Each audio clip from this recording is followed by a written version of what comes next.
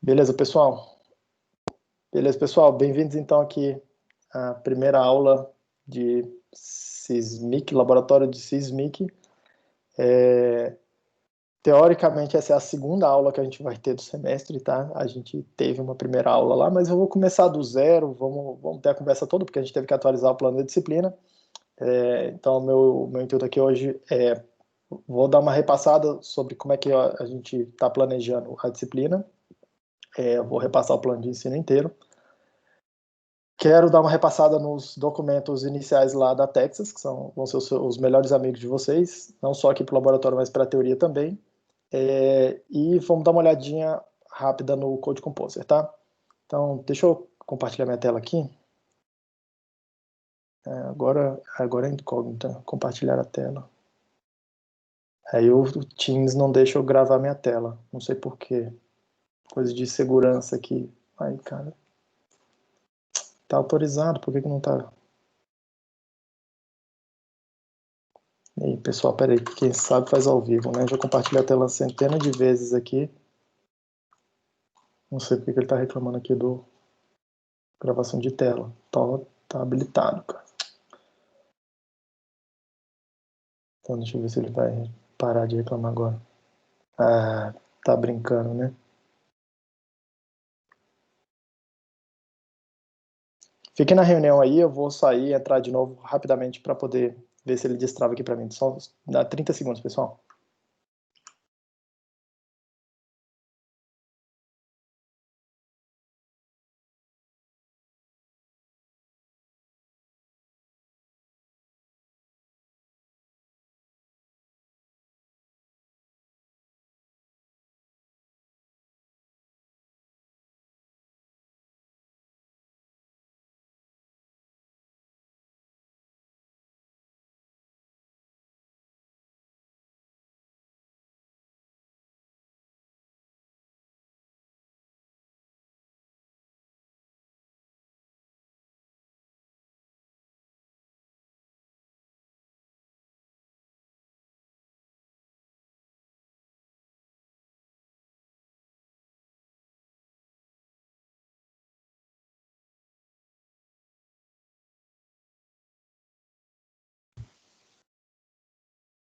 Pronto, voltei. Agora ele tá deixando eu mostrar as telas aqui. Não sei o que é que aconteceu, não. Mas tudo bem. Vocês devem estar vendo aí minha tela do Google Chrome, o Aprender o Moodle. Primeiro aviso, então, a gente vai continuar seguindo a disciplina usando o Moodle antigo, tá? Antes até de eu seguir nisso daqui, eu vou seguir o seguinte padrão, tá, gente? Se vocês quiserem falar, usa o botãozinho de levantar a mão, eu tô sempre de olho nele. Se não, simplesmente abre aí o microfone e começa a falar, me interrompe, não tem problema nenhum com isso, como se fosse a aula presencial mesmo, tá? Mas o ideal é o botãozinho de levantar a mão e aí eu vou passando a palavra à medida que for necessário, tá? Eu sugiro evitar o chat porque eu tenho uma certa. Aí já é uma questão geracional, tá? Eu tenho uma certa incapacidade de acompanhar o chat e olhar para outro lugar da tela e acompanhar as mãozinhas e falar o que eu tenho que falar ao mesmo tempo, tá? Aí eu já não sou tão capaz assim. Então, usa a mãozinha ou abre o microfone e fala comigo. Legal, então vamos lá. Primeiro recado, a gente vai seguir com o Moodle no Aprender Antigo, tá? O Moodle antigo que vocês já estavam todos inscritos antes. A gente não vai migrar a disciplina para o Aprender 3, lá, a plataforma nova da UNB. Ela ainda está com alguns bugs, a gente não está sabendo usar algumas coisas direito, e como já estava tudo organizado aqui, todos os materiais, a gente vai seguir, tá? Então esse é o primeiro recado. O plano da disciplina atualizado está aqui, é o primeiro documento, tá? Eu quero dar uma passada nele. Eu espero que todo mundo esteja visível para todo mundo, acho que esse tamanho deve estar razoável. Então, primeira coisa é o seguinte, cara, a gente vai fazer o laboratório remoto. Isso nunca aconteceu antes, tá? Então, uma mega inovação para a gente, e não só para a gente, a inovação, assim, a gente pesquisou muito sobre outras experiências de laboratórios à distância, e não é comum, tá? Assim, claramente não é comum, tem alguma discussão sobre isso já há algum tempo, mas claramente não é comum. Então, a gente aqui vai estar aprendendo, vocês aí do lado de vocês também vão estar aprendendo como é que isso vai funcionar e vai ser todo mundo cobaia de todo mundo. É tipo isso, tá? Sendo bem franco. o que a gente está fazendo, tá? A gente está adaptando algumas das atividades que a gente já iria propor normalmente para essa coisa do remoto, tá? E aí acaba que é o seguinte, a disciplina antes ela era bem separada a teoria do laboratório. A teoria tinha um foco bem específico e a disciplina de laboratório era para vocês virem e conseguirem interagir um pouco mais com o hardware mesmo em si, né? Fazer algum tipo de trabalho com o hardware. E aí o professor da teoria não focava tanto nessa, assim, claro que a aula é sobre hardware, mas ele não focava tanto em ficar trazendo exemplos rodando hardware.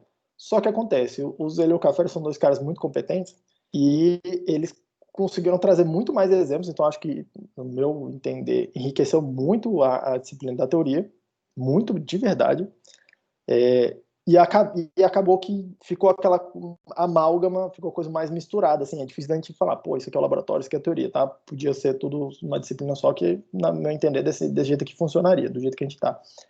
Mas tem essa questão burocrática também da forma como a disciplina está organizada, né, formalmente, em duas disciplinas diferentes, tá? Primeira coisa, certamente aqui no laboratório a coisa vai depender muito mais de vocês do que da gente, tá? Lá no laboratório a gente até olha e fala, cara, vem aqui, faz isso, dá uma puxada e tal naquelas 2 horas ali, mas a disciplina já era construída pensando que vocês vão em casa e vão fazendo as tarefas e vão fazendo os trabalhos em casa, então nesse aspecto não vai mudar muita coisa, tá? A gente vai ter atividades síncronas e assíncronas. Síncronas vai ser essa aula aqui toda semana. Essa aula de hoje aqui ela vai ser muito mais expositiva, tá? Acho que provavelmente vou gastar as 2 horas falando mesmo, eu falando. Mas a ideia é que nas próximas semanas já eu fale muito menos. Então, claro que eu vou elencar alguns tópicos aqui que eu acho que são relevantes para complementar o que vocês estão vendo lá na teoria, tá? Principalmente ligado com programação em C mesmo, alguns aspectos mais que provavelmente o professor lá não vai falar, não é uma disciplina de programação. Então, eu vou tentar trazer alguma exposição aqui complementar nesse sentido. Mas a ideia aqui desse encontro síncrono é muito mais ir auxiliando vocês, tá? Nas tarefas e nos trabalhos que valem nota, do que, de fato, eu ficar aqui 2 horas falando, tá? Então, encare muito mais nesse sentido. As atividades assíncronas são as tarefas e os trabalhos que valem nota, tá? E aí começa um primeiro problema, que é, cara, como é que a gente vai medir a frequência, tá? A UNB tem uma preocupação bem grande com isso, na resolução 59, que regulamentou aí esse trabalho remoto, a volta às aulas, né? Ele diz que a gente tem que dizer como é que a gente vai aferir a frequência, tá? Vocês ainda tem aquela coisa dos 75% de frequência, normal, só que a gente tem que dizer como é que é. E aí a gente decidiu que a gente vai aferir a frequência com as entregas dos trabalhos, tá? Então, quem não quiser vir aqui participar da aula síncrona, nenhuma delas, fique à vontade, tá? A gente não vai observar quem está entrando e quem não está entrando. Claro que a gente sabe que tem uma correlação entre quem vem nas aulas e as notas que os alunos costumam tirar, tá? As aulas costumam ajudar, tá? Isso vale tanto para o laboratório quanto para a teoria. Alguma coisa caiu aqui um mês.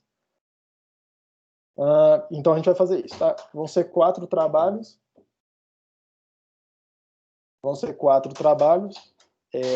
Então, para ter os 75% de presença, você tem que entregar no mínimo 3 trabalhos. Não quer dizer que você vai tirar nota suficiente para passar, tá? Então, minha recomendação é entreguem todos os trabalhos.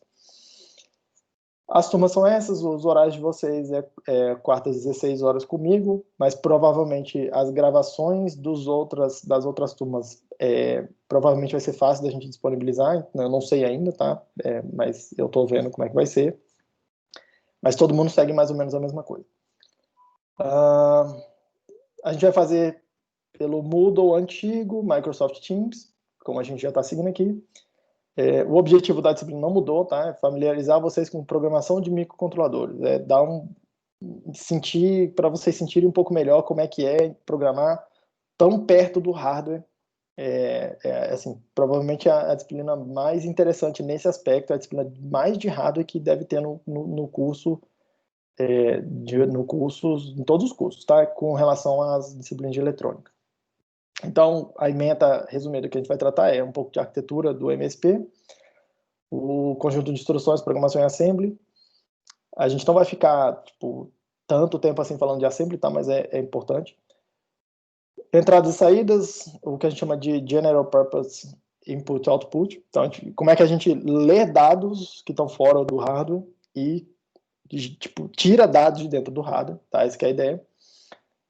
Programação em C, o foco aqui não é, esse aqui não é uma disciplina de programação, lembrando, mas é inevitável que tem que programar, tá? Timers, ou temporizadores em português, prefiro chamar de timer, que são dispositivos que vão ajudar a gente a regular o tempo, marcar o tempo, tá? De alguma forma, dar para o hardware uma noção de tempo.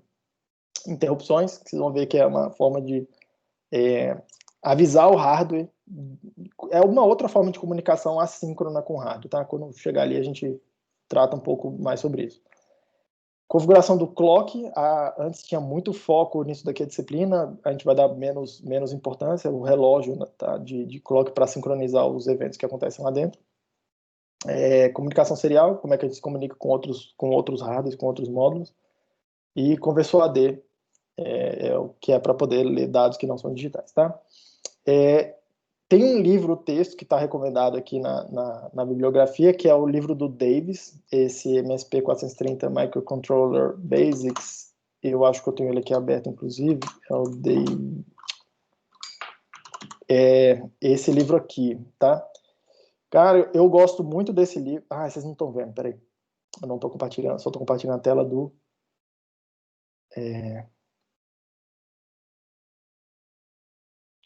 Pronto, agora vocês estão vendo. É esse livro aqui. Eu gosto bastante desse livro, tá? Ele é bem aplicado.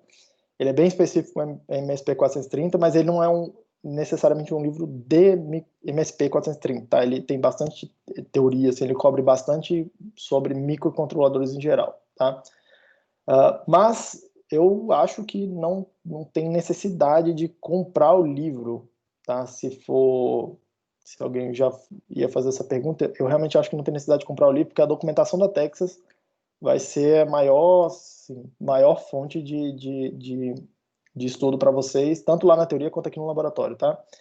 Aqui no Moodle, vocês já vão encontrar 3 documentos da Texas, eu quero dar uma passadinha neles agora, tá? O primeiro deles é o datasheet do chip específico que a gente vai usar. O outro é o User's Guide, que é sobre uma família de chips, eu vou dizer o que tem em cada um. E esse aqui é da plaquinha específica que a gente está recomendando, tá? A placa que a gente está recomendando é essa daqui, o Launchpad Evaluation Kit, essa plaquinha vermelha aqui, que a gente já tinha apresentado para vocês, tá? Essa aqui é a caixa dela, né? Então, quem não adquiriu ela ainda, fala com a gente, ou adquire, o pessoal já tinha mandado a mensagem aí antes, para vocês adquirirem os kits. Quem não tiver condições, fala com a gente, manda um e-mail para o professor Mintz, tá? mintz@unb.br, que a gente ainda tem alguns kits que a gente pode emprestar. Eu tenho aqui alguns em casa também que eu posso emprestar, beleza? MSP 400 Microcontroller Basics é o nome do livro, né? Exatamente, é o nome do livro aí do Davis, tá, gente? Além do kit de desenvolvimento da Texas aqui, a plaquinha vermelha, tá? A gente está recomendando alguns módulos adicionais, que é para vocês poderem fazer as tarefas, tá? Então, um LCD com módulo I2C, custa mais ou menos R$ 25. Um sensor de ultrassom, essa referência aqui, tá mais ou menos R$ 11. Jumpers, tá? Jumpers é fio para você poder conectar aqui e conectar em outro hardware, tá? A gente recomenda que vocês comprem tanto com conectorzinho macho-fêmea quanto fêmea-fêmea, porque se você olhar aqui no MSP, na parte de cima dele tem os conectorzinhos macho, tá? Para entrar os fêmeas. E na parte de baixo dele, para quem não tinha visto aí ainda, tem os conectores fêmea, tá? Para você conectar cabinho macho, né? Então, depende um pouco do hardware que você está usando, mas compra um pouco de jumper aí, fiozinho, ou então desencapa fiozinho e dá um jeito. E um joystick, que é um módulozinho, eu não estou com ele aqui agora, mas é um módulozinho que tem um joystickzinho, tá? Custa mais ou menos R$ 6. Quem não estiver encontrando, tem alguns desses aqui que alguns alunos me relataram que estão estão um pouco difíceis de achar, eu imagino que sim.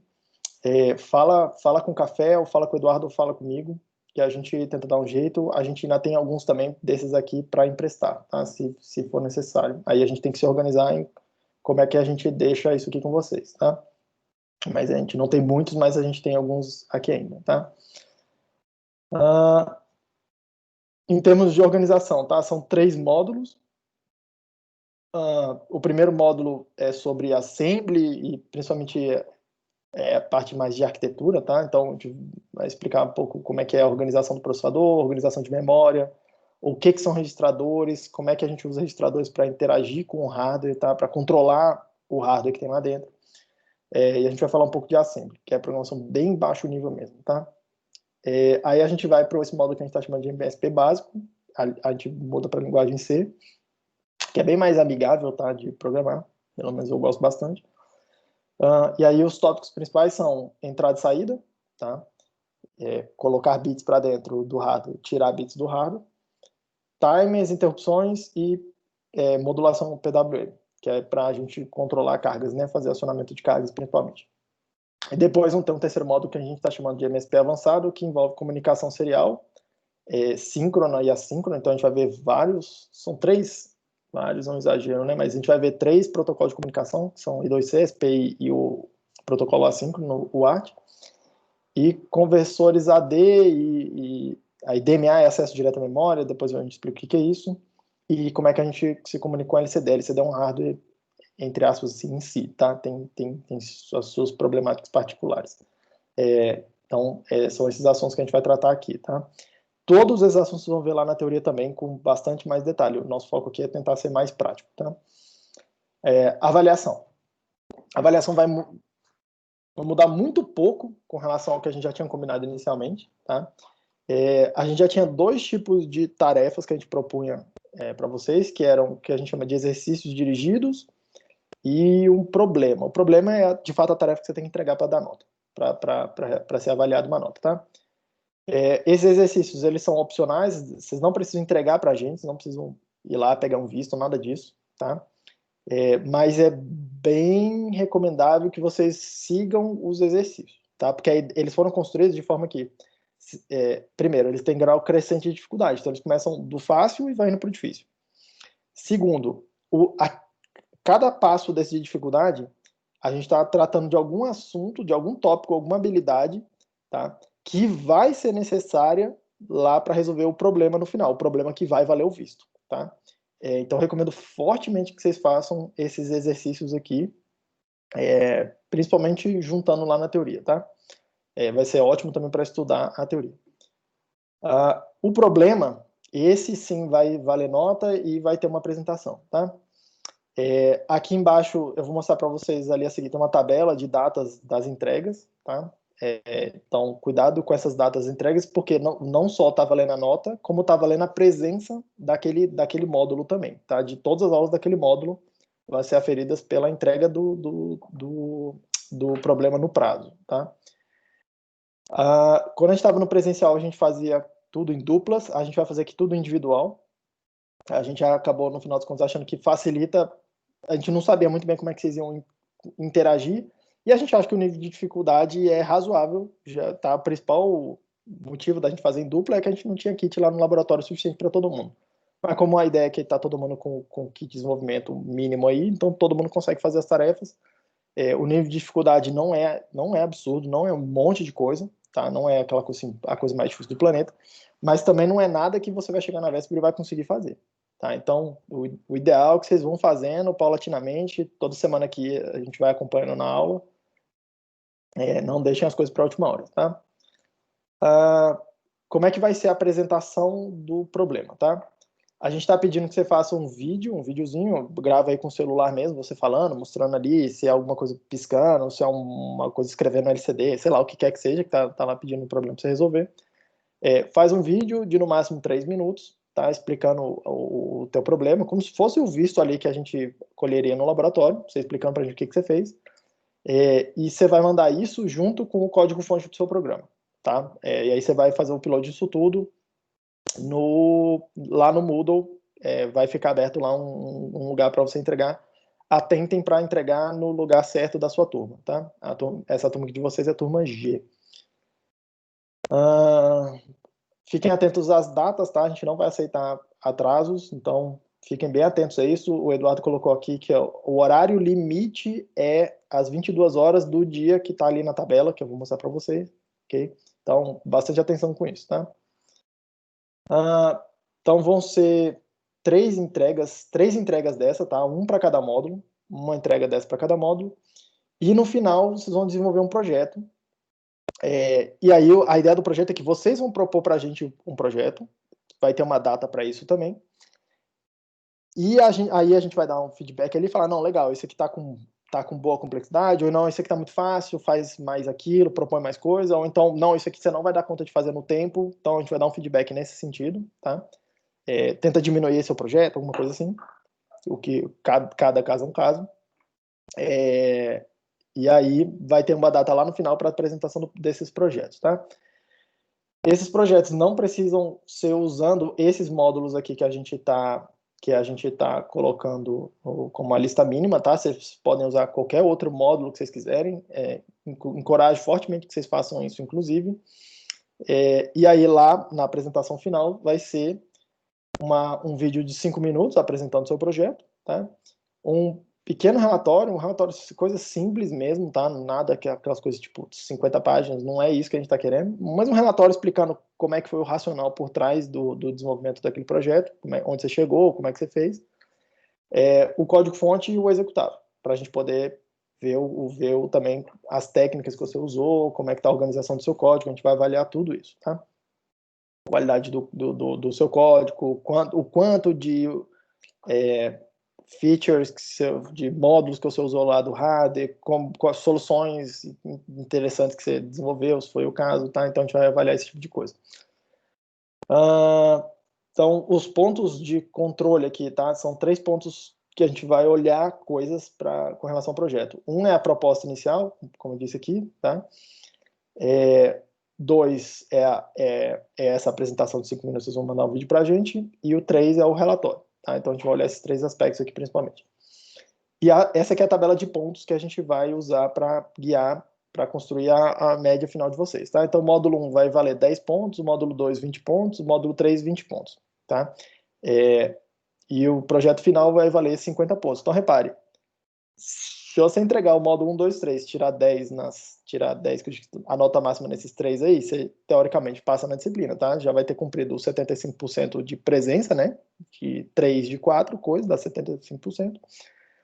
E da média 50 aqui, que é metade, você consegue passar, tá? Mas eu recomendo fortemente que vocês se planejem para fazer o projeto final. Porque, pelo que eu vi, é a primeira vez que eu estou dando um laboratório de SISMIC, mas pelo que eu estou seguindo que os outros professores fazem, pelo que eu vi, raramente alguém tira 10 nesses módulos todos aqui, tá? Então, tentem fazer um projeto bacana. E eu acho que a parte mais divertida também, no final das contas, fazer é o projeto, tá? A frequência, tá? Então, para avaliar a frequência, a gente vai avaliar pela entrega das atividades que valem nota. Você tem que entregar no mínimo 3 dessas atividades aqui. A gente vai olhar essa coisa de cola, o código-fonte, vai passar no verificador de plágio, tá? Então, não colem. E se a gente perceber que alguém está colando, a gente vai reprovar na disciplina e encaminhar isso para outras instâncias administrativas, tá? Normalmente não tem problema com isso, mas a gente sempre avisa. Legal, cronograma. Essas aqui são as datas, tá? A gente está nessa coluna de quarta-feira aqui, turma G. O módulo 0, que é hoje, é esse que a gente está fazendo aqui, tá? Essencialmente a apresentação aqui do plano da disciplina, dos documentos, do Code Composer, de novo, né? O módulo 1, ele vai da semana que vem até o dia 9 de setembro, e a data de entrega do primeiro trabalho é 16 de setembro, tá? Até às 22 horas. Cuidado para não perder esse prazo. O módulo 2 vai de 23 de setembro até 10 de outubro, e a data de entrega no dia 14. Aí no dia 21 de outubro é a data limite para você submeter a sua proposta de projeto, tá? Se você não mandar a sua proposta de projeto, o que você quer fazer, tá? É a descrição do que você quer fazer. A gente vai considerar que você não entregou o projeto, ok? Então não percam essa data limite aqui também, no nosso caso aqui dessa turma, no dia 21 de outubro, Não precisa esperar até lá também para mandar a proposta, tá? Se você quiser mandar um pouco antes, tudo bem, que até facilita o meu trabalho, até ajuda para dar tempo de eu dar um feedback melhor para você e você refletir melhor qual vai ser a versão final do projeto que você vai querer fazer. Aí a gente vai no módulo 3 até começo de novembro, 4 de novembro, dia 11 é a entrega do terceiro trabalho. E aí de 18 de novembro até a primeira semana de dezembro, vocês vão ficar aí desenvolvendo o trabalho de vocês. Em tese, a gente já cobriu toda a matéria do semestre, tá? Na teoria, provavelmente também já vai ter quase acabado até esse momento aqui. Tá? Provavelmente quase acabado. E aí, no dia 9 é a última data, 9 de dezembro, é a última data para apresentar, para submeter, tá? A apresentação do projeto e o upload lá dos códigos-fontes e tal, dos documentos, ok? E aí a gente deve lançar a nota. Eu nem sei quando é que está no calendário lá para o lançamento de menção, mas alguns dias depois disso daqui, tá? Dúvidas, eu vou estar aqui toda quarta-feira para tirar dúvidas, tá? Eu estou me organizando para ter um primeiro pedaço da aula, mais ou menos uns 20, 30 minutos, alguma exposição de algum assunto que seja útil para vocês, tá? Em relação aqui ao desenvolvimento do projeto, às tarefas, aos projetos que estão sendo colocados. Mas, se vocês precisarem falar comigo e não puderem participar nesse horário, tiver algum problema, sei lá, quer que seja, tá? Manda um e-mail para mim, funciona. Meu e-mail é j.edi, eu vou botar aqui no chat, @n.nb.br. Já te passo a palavra, tá, Mirella? Me manda um e-mail, ou então, melhor ainda, manda mensagem aqui no Teams, principalmente se for coisa relacionada a todo mundo, aí a disciplina inteira, que aí eu respondo, todo mundo vê e tal, eu acho que funciona melhor, tá? Outro caminho é lá no Moodle, bota lá no fórum, então melhor ainda, até porque aí outro professor consegue te ajudar, tá? Então, talvez o melhor caminho seja o Moodle, aí você tem todos esses caminhos aí para falar comigo, tá? Se precisar conversar comigo fora do horário da aula, fazer um tete-a-tete aqui, manda um e-mail e a gente tenta marcar na medida do possível. Minha agenda tá bem cheia, eu acabei de começar na chefia do departamento, mas a gente dá um jeito, né? Mirella, diga aí. Boa tarde, professor. Antes da quarentena, da pandemia, né, a proposta era de ter notas divididas para o projeto final. A proposta tinha um valor, a apresentação outro, o relatório outro. Tem essa divisão ou vai ser meio que binário, assim? Não vai ser binário, não. A gente tá repensando aqui como é que vai ser essa divisão interna de nota no projeto final, sim. Que é bastante nota, é metade da nota do semestre, tá? Mas a gente não chegou numa conclusão ainda, mas a gente deve divulgar logo em breve, tá? Mas a gente deve dividir, sim, alguns critérios. Tá bom, então. Obrigada. Beleza. O aprender, eu acho que tá todo mundo lá no aprender, né? Então, mesmo porque eu mandei um e-mail para vocês falando do Teams, todo mundo entrou aí no Teams, então acho que tá tranquilo. Mas enfim, a inscrição é obrigatória, o link é esse daqui, a senha é essa daqui, LSM turma X, no nosso caso esse X vai virar um G. E o material da disciplina tá todo lá, tá? Alguém tem uma dúvida, pessoal? Eu quero passar para os documentos aqui que estão no Moodle. Fala aí, Luca.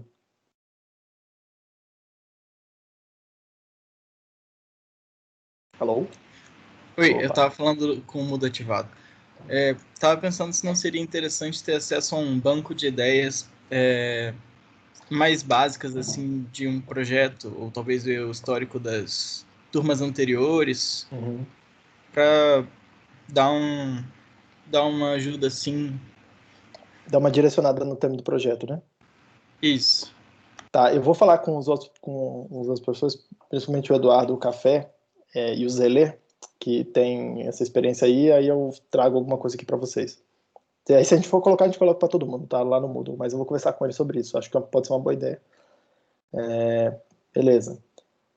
Em não havendo mais manifestações, então, deixa eu passar aqui, eu quero dar uma discutida rápida sobre esses 3 documentos aqui da Texas, tá? Que já estão aqui no Moodle para vocês, são os principais documentos que vocês vão usar, tá? Eu vou passar pela ordem aqui, que é o User Guide do Launchpad, que é da placa, o datasheet do MSP 430 e o Users Guide depois, que é da família. Diga aí, Gustavo. Professor, quanto a presença, é só a entrega do trabalho já vale a presença ou ele é relacionado à nota? Ou se eu tirar 0 do trabalho, eu fico sem presença? Não, você entregou, a gente vai contabilizar a frequência, tá? Aí a frequência é uma coisa, só tá relacionada à entrega. Você entregou lá as coisas no prazo, tá ok. A nota aí é a nota, porque a gente vai avaliar o trabalho, né? Beleza. Beleza? Mas se acontecer de alguém tirar 0, mas entregou a coisa no prazo, vai receber a presença e a nota 0 lá, tá? Uma coisa desatrelada da outra, tá? Uma a gente só vai verificar o prazo e outra a gente vai verificar o que foi feito mesmo. Então, beleza, pessoal. Primeiro documento que eu queria passar aqui para vocês, eu quero passar rapidamente que tipo de informação vocês vão encontrar em cada documento, tá? Porque são 3 documentos, um deles é bem grande e o outro deles é menor que esse aqui, o datasheet, mas ele tem muita informação, esse segundo aqui, tá? Então, eu quero tentar direcionar um pouco o que vocês devem encontrar em cada documento, porque rapidamente vocês vão começar a precisar dessas informações, tá? Aí é bom saber já onde que está cada coisa para andar mais rápido. Eu mesmo me perco nesses documentos ainda, apesar de eu já ter bastante tempo já navegando por eles, tá? O primeiro é o manual do kit de desenvolvimento que a gente está recomendando, que é a placa vermelha aqui, né? A gente está recomendando esse modelo específico, é o MSP 430F5529, tá? Uma pergunta que o pessoal fez na outra turma de terça-feira. Professor, posso usar outra Launchpad, outra placa com outro microcontrolador da Texas? Pode, tá? Desde que, aí o que você tem que estar ciente aqui, os exemplos que a gente vai dar para você não vão ser exatamente, tipo, você clicar lá e rodar, não vai rodar, provavelmente não vai rodar na sua placa, tá? Porque os pinos são diferentes, o nome dos registradores pode ser diferente, o endereço deles, os endereços de interrupção. Então você tem que parar e tipo, fazer essa adaptação, tá? Mas não vejo problema nenhum. Tem um pessoal que está usando a plaquinha 2533, se eu não me engano, que é um outro modelo que está bem comum lá também da Texas, tá? Mas em princípio a gente vai usar essa plaquinha, tá? O que você deve encontrar nesse documento aqui? A principal informação, no meu entender, é esse diagrama aqui, ó. Cadê ele? Esse diagrama, o diagrama, tá lá embaixo. Esse diagrama, você vê um montão de coisa aqui, blá blá blá, como é que instala driver, como é que instala um monte de coisa, que eu tô querendo, esse diagrama aqui, ó, tá? Esses diagramas esquemáticos que estão aqui no final do documento, tá? Você vai encontrar aqui esse primeiro cara grandão aqui, que é de fato o microcontrolador que a gente vai estar usando, tá? Que a gente vai estar programando esse cara. Tem 2 microcontroladores nessa placa. Esse daqui é o que a gente vai estar programando. O que você precisa saber, tá? Tem alguns LEDs, tem alguns cristais, tem alguns botões que estão conectando na sua placa aí. Então, por exemplo, a gente vai usando nessa plaquinha aqui. Tem 2 botões aqui embaixo, tem 2 LEDzinhos bem pequenininhos aqui. Tem um LEDzinho bem aqui, tem um LEDzinho bem pequenininho aqui. E a gente vai usar eles, tá? Então aqui você consegue ver onde que tanto as chaves, tá? O botão de reset, outras coisas, onde que elas estão ligadas, tá? Então, por exemplo, aqui, esses dois botões aqui, user buttons, né? São esses 2 botões aqui embaixo. Esses 2 LEDs que estão aí no diagrama, são esses 2 LEDs que estão aqui embaixo. Vocês conseguem ver a câmera e a minha tela ao mesmo tempo? Sim. Beleza. Então, vou seguindo assim. Você consegue ver aqui os jumpers, onde é que eles estão conectados, tá? Então, tem toda a pinagem. Tem o diagrama, inclusive, dessa área aqui, desse segundo microcontrolador que está aqui nessa placa, tá? Essa página que está na tela aí. Esse segundo microcontrolador que está aqui não é o que a gente programa, tá? Ele serve para a gente fazer tanto a comunicação para gravação e debugging via USB aqui com o computador, quanto para controlar coisa aqui de firmware e coisas dessa natureza, tá? É como se fosse o dongle que a gente usa para fazer a gravação. Já vem integrado nessa placa, tá? Então essa é a principal informação que vocês vão ficar caçando aqui nesse documento, tá? Essa página e essa página que são os diagramas esquemáticos. O segundo documento é o datasheet desse chip aqui específico, desse chip específico que está aqui, tá? Que é o que a gente vai programar, que é o 5529. O que você vai encontrar aqui, tá? Características elétricas dele, e aí primeira coisa a chamar a atenção, tá? Esse chip ele funciona com tensão de 3.3 volts, tá? Você vê aqui que é de 1.8 a 3.6 volts. Qual o problema disso? Às vezes você vai ligar algum periférico e aí você tem que estar atento, porque é extremamente comum que os periféricos funcionem com tensão de 5 volts e não de 3.3, tá?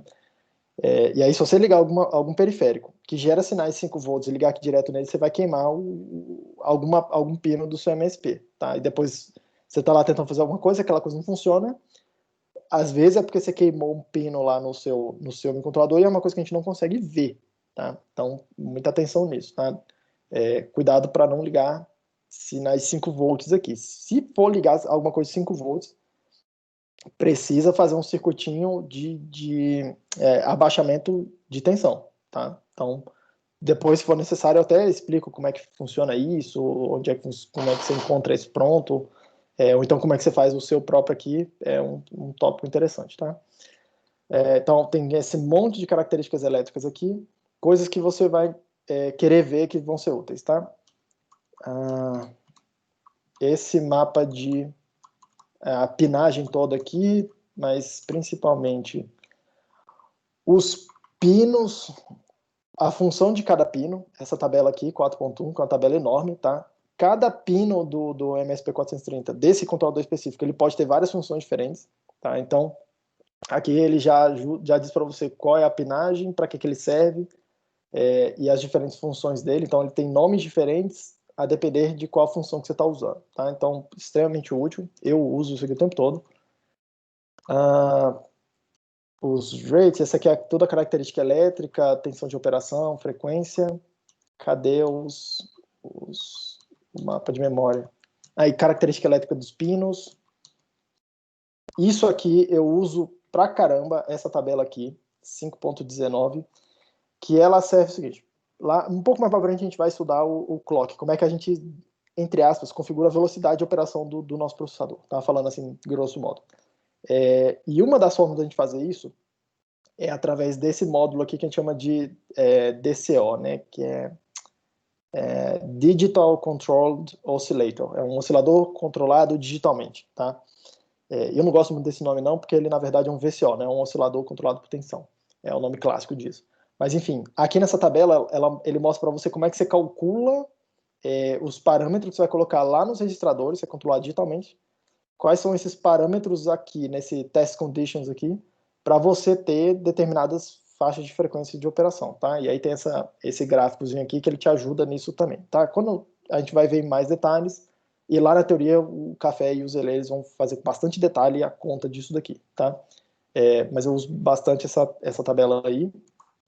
Bastante assim, toda vez que eu vou configurar algum projeto, eu vou ali nela e dou uma olhada no que está acontecendo. Confesso para vocês que eu não mexo muito nesses diagramas de tempo, só quando começa alguma coisa muito específica. E outra coisa que eu olho bastante é aqui no final, aqui, são essa tabela 6.1 aqui, que é a tabela de interrupções, tá? Eu vou falar com bastante mais detalhes sobre isso aqui no laboratório também, essa tabela, porque ela é uma parada um pouco chatinha, e porque tem coisas interessantes a se falar sobre isso, tá? Mas eu uso bastante a informação que está nessa tabela, então a gente vai ler, eu vou ler com vocês com mais calma. É bem provável que vocês usem bastante essa informação que está aqui na tabela 6.2, que é a organização da memória, como é que a memória interna lá está organizada. Eu também vou falar sobre isso em mais detalhe, o Café vai falar sobre isso em mais detalhe na teoria, mas a gente vai usar bastante essa informação aqui, tá? Inclusive eu vou abrir alguns arquivos de configuração do Code Composer, do compilador, para vocês entenderem um pouco melhor. Eu não vou exigir que vocês escrevam mapas de memória, nada disso, é uma coisa bem mais complicada, mas eu acho interessante que vocês vejam, pelo menos vejam, alguém mostrando para vocês, o que acontece quando você liga esse hardware aqui, tá? Porque a gente vai contar umas mentirinhas para vocês. Por exemplo, hoje eu vou mostrar um exemplo de código, e aí eu vou falar, olha, todo programa começa na função main. E aí a gente conta essa mentirinha para vocês, e vocês vão ver que dá certo. Só que não é verdade, tá? Acontece um monte de coisa entre eu ligar o microcontrolador e aquela função main começar a ser executada, tá? Então eu vou abrir para vocês um pouco mais do que acontece por trás disso, porque é o que acontece em todo computador, é o que acontece se tem sistema operacional ou não, sempre acontece um startup ali antes da main, e normalmente as pessoas não veem, não sabem o que está acontecendo, e eu acho que é bem interessante depois para vocês quiserem explorar com mais detalhe esse tipo de informação, tá? Mas eu vou mais a título de informação mostrar para vocês. Tem um monte de informações aqui dos os pinos, como é que você configura os pinos, etc, tá? Mas a outra informação que eu uso bastante é lá no final. Tá. Tem uma tabela de todos os registradores, tá, que controlam os periféricos, é bastante útil, apesar de que vocês vão ver que a gente não vai ficar usando esses endereços diretamente, tá? Eu vou mostrar por que a gente não precisa lidar tanto com isso. Eu vou abrir também os arquivos de configuração lá. A pessoa da Tech já fez um trabalho para a gente não precisar ter que ficar lendo esses endereços toda hora.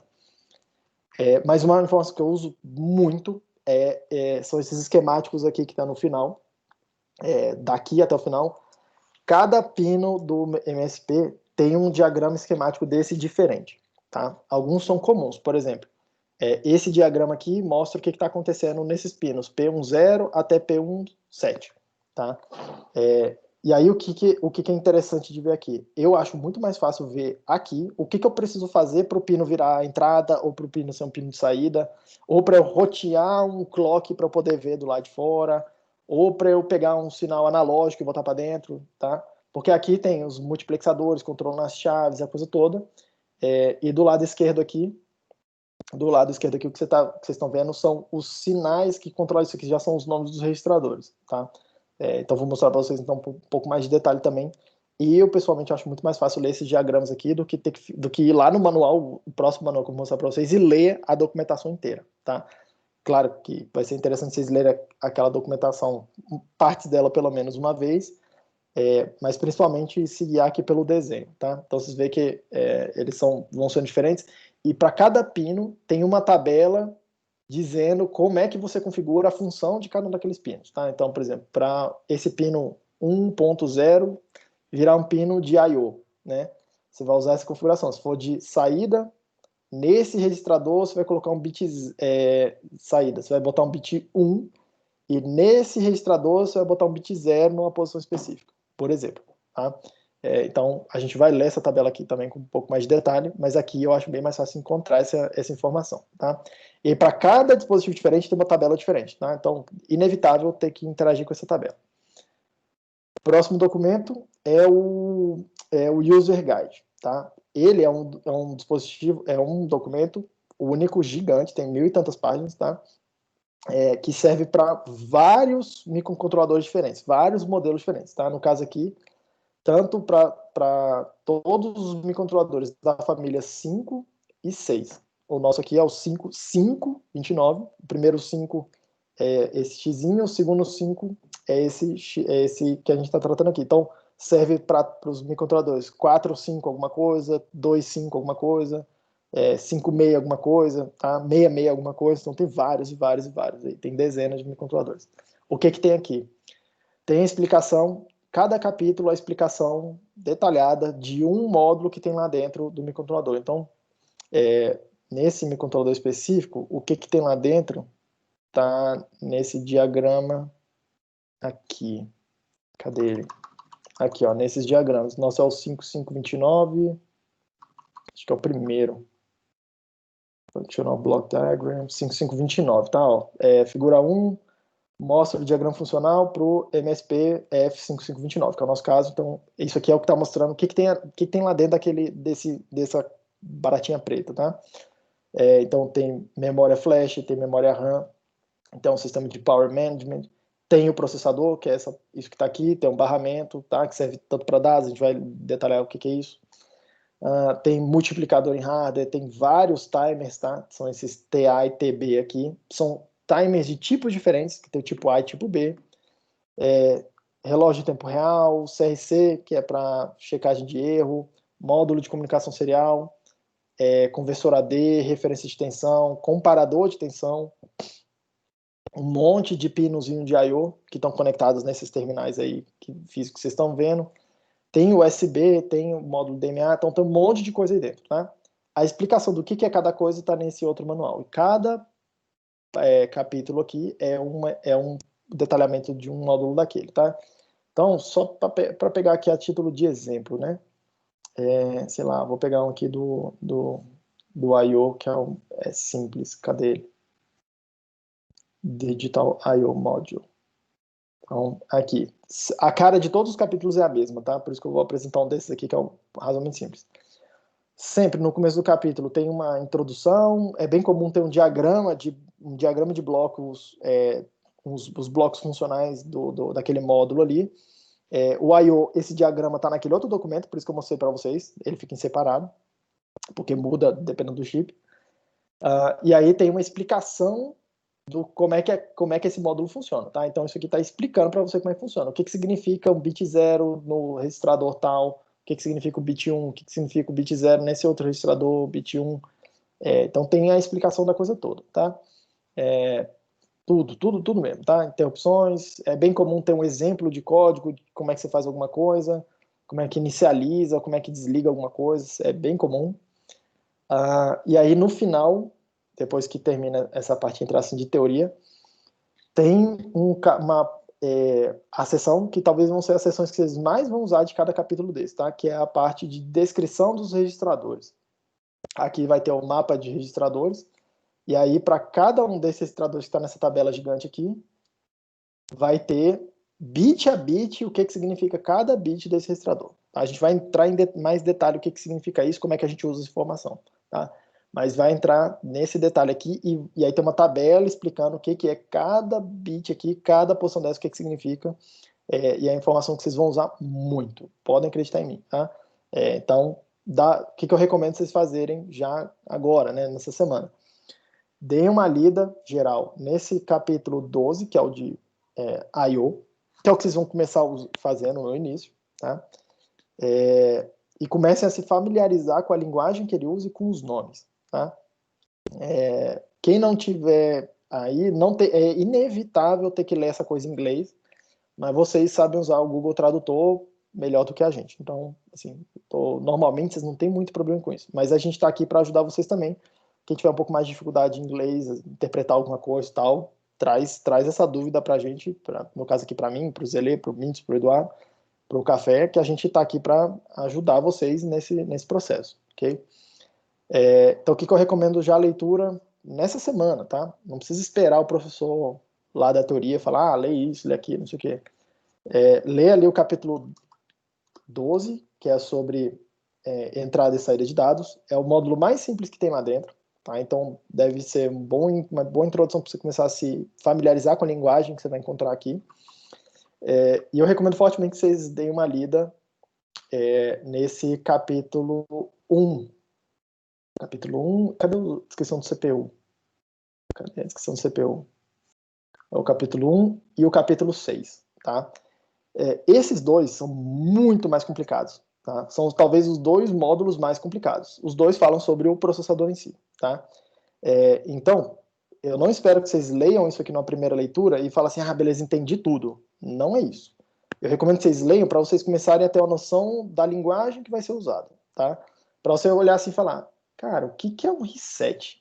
O reset, até então, lá em sistemas digitais, para vocês, era uma coisa simples, era um botão que você resetava e levava para um estado conhecido da máquina, tá?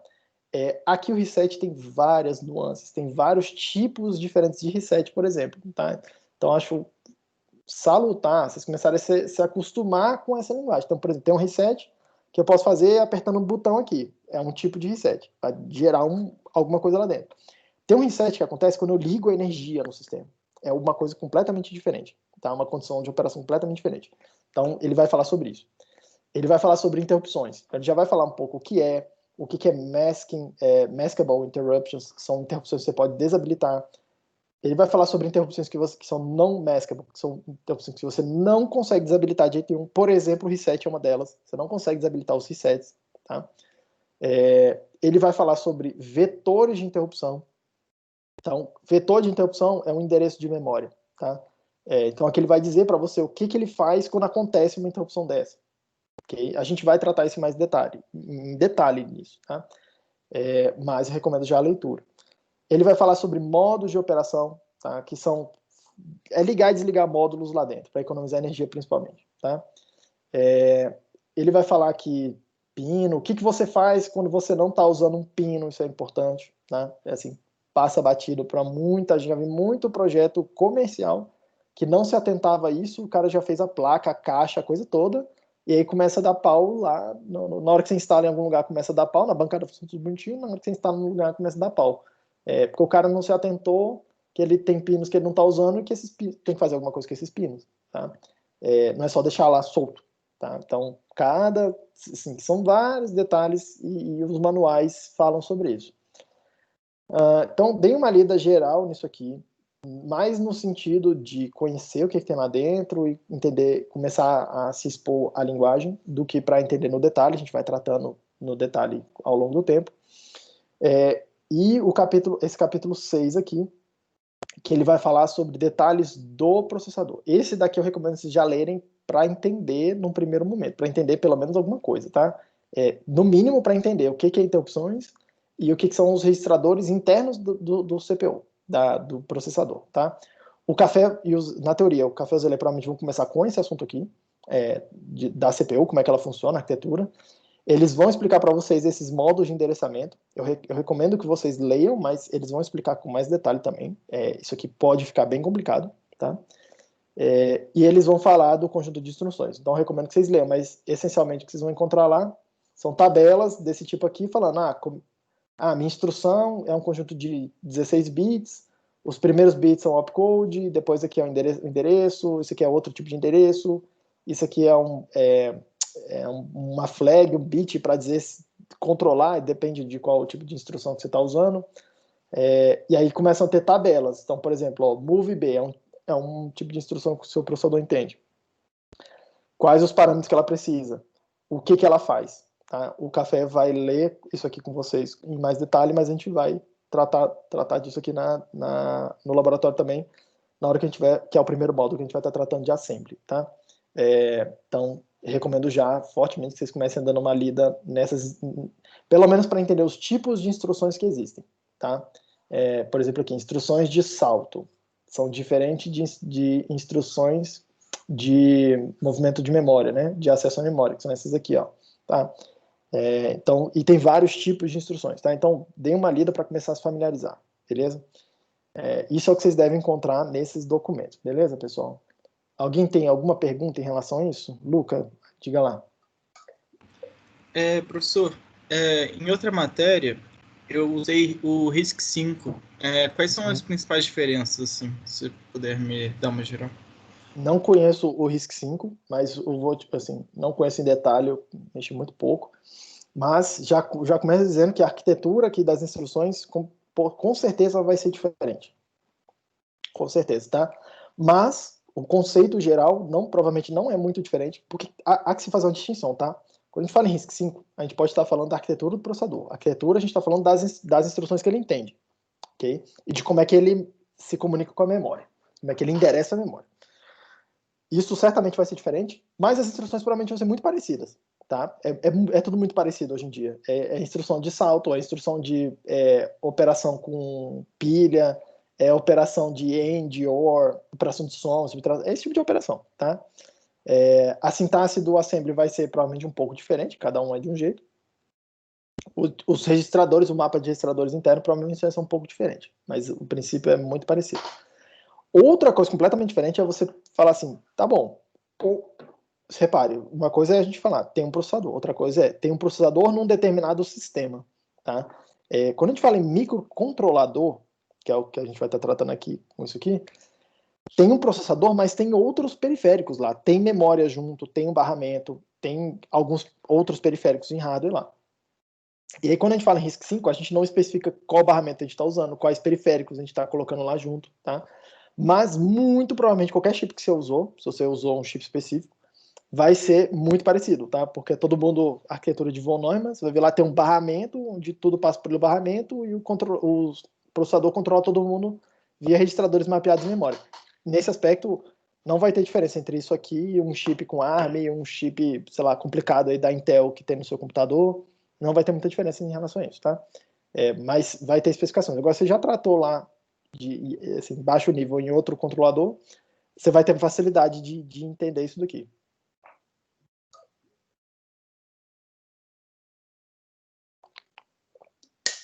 Beleza? Vamos lá então, pessoal, seguindo. Então é isso que eu queria falar aqui sobre esses documentos para vocês. Já está lá no Moodle, tá? Deixa eu compartilhar a outra tela. Outra coisa que eu queria passar aqui e para... Ok, aí cadê minha janela do Code Composer? Ele não deixa eu compartilhar só uma janela específica.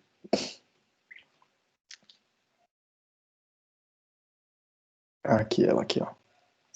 Beleza, vocês devem estar vendo minha janela do Code Composer. Eu procurei aumentar aí um pouco o tamanho das fontes, tá? Então, me diz aí alguém no chat ou abre o microfone e me diz se está razoavelmente visível esse tamanho aí, senão eu dou uma aumentada aqui também. E aí já aproveitando essa configuração que eu estou usando é o que os outros professores provavelmente vão usar porque eu compartilhei com eles, tá? Então, se não tiver muito visível, me avisem aí, porque todo mundo das outras turmas vai ver uma coisa muito parecida. Beleza. Quando você instalar o Code Composer, é a ferramenta de desenvolvimento da Texas, tá? Você entra lá no site da Texas, procura lá CCS Studio, que é o Code Composer Studio. Baixa a versão, a última versão é 9.3, se eu não me engano. Eu acho que eu já estou usando aqui a versão 10, sei lá, uma coisa assim, tá? Eu estou usando a versão 10. O Eduardo botou lá no plano da disciplina Moodle um link para a versão 9. Eu confesso que eu não sei dizer qual a diferença. Para mim dá tudo, sim. Eu usava a versão 8, depois eu passei a usar a versão 9, quando atualizou eu passei a usar a versão 10, tá? Então é a versão 10 que eu estou usando. A última versão que tiver lá. Você baixa, instala, aquela coisa normal, manda instalar. Um detalhe na hora que ele estiver instalando, em vez de ficar dando next, ele vai ter uma hora que ele pergunta o que você quer instalar. Aí você pode parar e desmarcar coisas, tá? Eu recomendo que você instale só os módulos referentes ao MSP 430, porque vai ter módulo para vários outros microcontroladores, tá? E isso aí dá vários GB de instalação na tua máquina lá. Você usar só do MSP 430 economiza alguns GB de espaço lá no teu disco, tá? Mas se você instalar tudo também, tá ok. Beleza, uma vez que você abrir isso aqui, tá? Vão ter duas telas principais que vocês vão ver e vão usar o tempo todo, vão interagir o tempo todo, tá? O Code Composer, ele é na verdade baseado no Eclipse. Então, quem já programou usando o Eclipse, que é uma IDE, o pessoal usa muito para Java, já vai ter familiaridade com essa cara aqui dele, tá? Mas o Eclipse, e aí por consequência o Code Composer, ele é baseado na ideia de perspectivas, tá? A perspectiva é um arranjo de o que aparece aqui na janela, o que são as abinhas que vão aparecer aqui na janela. Então, repara que nessa janela que eu estou aqui, que é a janela padrão, quando eu abro o Code Composer pela primeira vez e dou um skip lá no tutorial, tem essas 4 abinhas, tá? A primeira delas é esse Project Explorer. Aqui é onde vai aparecendo meus projetos. E um projeto nada mais é do que uma pasta no seu computador, tá? Então, esse 01-Blink é uma pasta que está salva em algum lugar no meu computador, ok? E aí, se eu abrir ela aqui, ó, vocês vão ver que vão aparecer alguns arquivos aqui dentro. Por exemplo, esse arquivo que eu estou editando aqui, esse blink.c, tá? E aqui você vai criando seus arquivos, assim, é um editor, como se fosse o Explorer aí do Windows, tá? Não tem nada especial. A gente vai olhar algumas coisas que quando você cria o projeto, a gente vai olhar algumas coisas aqui, o que ele faz nesse projeto, mas, assim, são os arquivos do projeto. A segunda abinha aqui, essa segunda partezinha do caixinha, é o editor de texto, tá? O editor de texto vai usar para editar seus códigos. Você pode usar qualquer outro editor de texto puro, então, sei lá, o Atom, o VS Code, sei lá, qualquer outro editor aí que você quiser usar, não precisa usar esse daqui.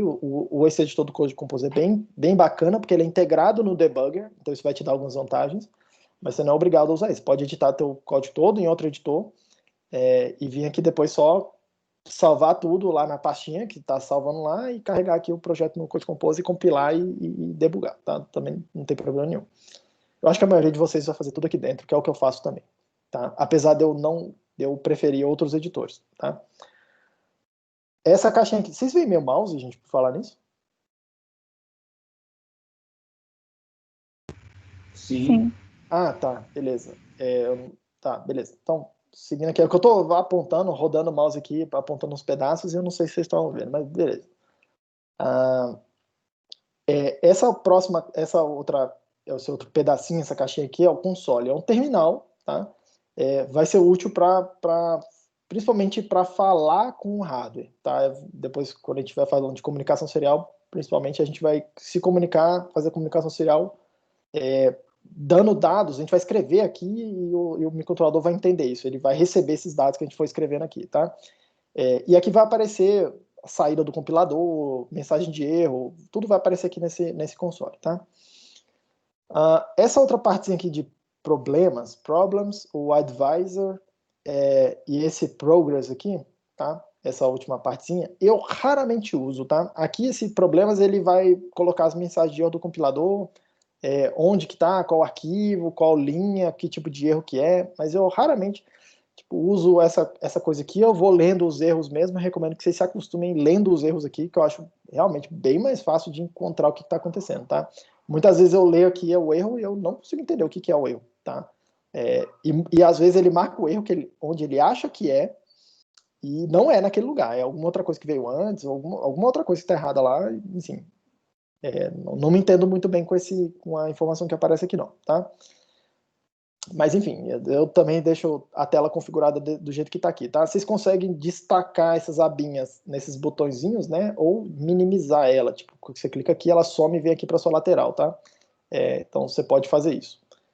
Para todas elas. E para todas elas, para todas não, para algumas delas, vocês vão ver que tem um botãozinho de criar novas abinhas aqui, tá? Nova funcionalidade. Por exemplo, essa aqui do console, você pode limpar o console aqui, você pode criar um novo console, né? Como é que faz isso mesmo? Acho que é aqui, ó. Então você pode criar um terminal novo e aí usar terminais diferentes para coisas diferentes. É bem útil isso daqui, tá? Quando for aparecendo mais utilidade, eu vou mostrando para vocês. Beleza, então essa é a primeira perspectiva, tá? A segunda perspectiva, vou dar uma passada rápida nela aqui, ela vai aparecer quando você clicar nesse botãozinho aqui em cima, que deve estar bem pequenininho de ver, difícil de ver, que é um insetozinho verde, tá? É o botão de debugging. Quando você clicar aqui, ele vai compilar seu código. Então, ele vai dar um erro aqui, porque minha placa não está conectada, mas ele vai...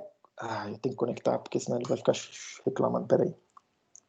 Então, a única coisa que eu estou fazendo aqui, conectei a placa no cabo, tá? Tá ligado lá na USB do meu computador. Então, na hora que eu plugar aqui, repare que ele reconfigura a minha tela. Eu não sei se vocês viram o pop-up que apareceu, mas ele aparece um pop-up, uma barra falando, estou compilando, preparando seu projeto. Tá? E aí ele muda para essa visão aqui que tem uma área com o seu código-fonte, tem uma área que ele chama aqui de debug, que é para você poder saber onde que você está no teu código, essa área que eu confesso para vocês que não me ajuda muito, tá? Assim, só em projeto grande mesmo, que ela é mais útil, mas ela não me ajuda muito. Tem essa área aqui embaixo, que é o console, é bem útil, principalmente para quando a gente está mandando dados de volta aqui para o computador, para mostrar alguma coisa, para debugar alguma coisa. E aí talvez a área mais útil do debugging seja essa parte aqui em cima, onde eu consigo pedir para ver as variáveis, tá? O conteúdo da memória do meu microcontrolador, tá? Então eu consigo ver variáveis são as variáveis do meu código, tá? Então, sei lá, no meu código aqui, ó, tem uma variável i, aqui que eu estou usando como contador. Vamos olhar esse código depois. Então eu posso pedir para ele para ver o valor do i num determinado momento. Eu paro a execução do meu programa em determinado ponto e ele me diz quanto é que é o valor daquela variável ali, tá? Do código. Expressions, eu consigo fazer como se fossem contas, né? Como se fosse uma planilha, eu posso pegar variáveis dessas aqui, converter tipo de dado, somar coisas, sei lá, fazer como se fosse programar em cima dessas variáveis. Porque às vezes é mais fácil.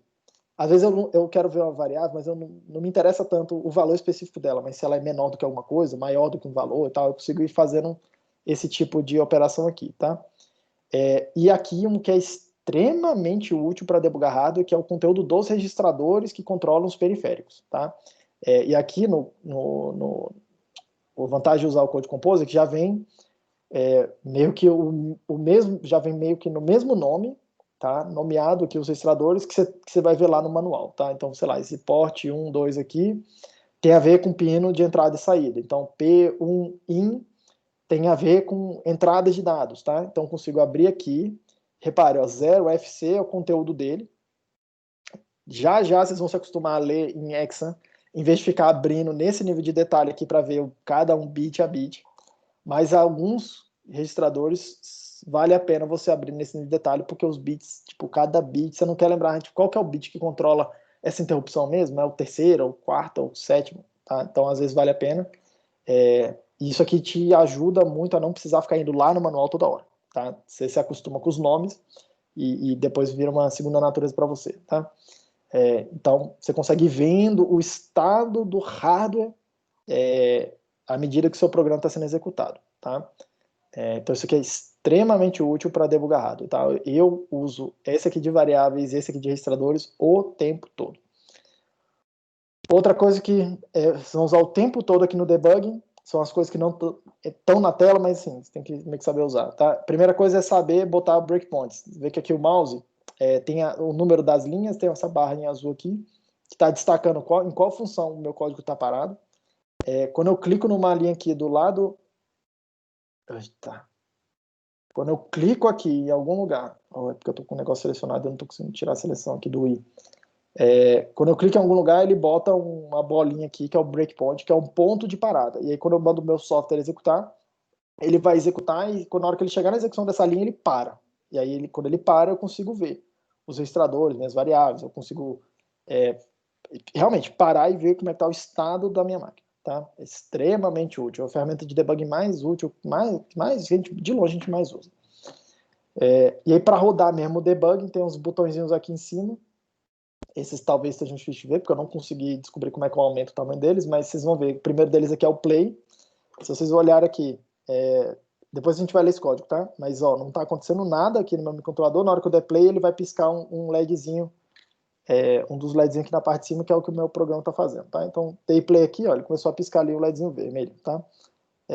Então, é isso que o meu programa está fazendo. Eu posso clicar ali no pause, e aí ele para, onde tiver. Tá? O meu programa ele parou, no caso ele parou num lugar que meu LED está apagado, e ele marca para mim qual ponto ele parou, tá? Ele destacou a linha aqui, que é a linha do for, que é onde ele parou. O stop é para parar o debug, e aí quando eu paro o debug ele vai voltar para aquela outra perspectiva, que eu mostrei para vocês lá, de programação, e eu tenho essas setinhas aqui que é para ir fazendo execução passo a passo do programa, tá? Vocês vão ver que assim, debugar é uma coisa muito difícil, realmente difícil, é um consenso de que é difícil, e fica muito mais difícil quando a gente começa a usar interrupções, tá?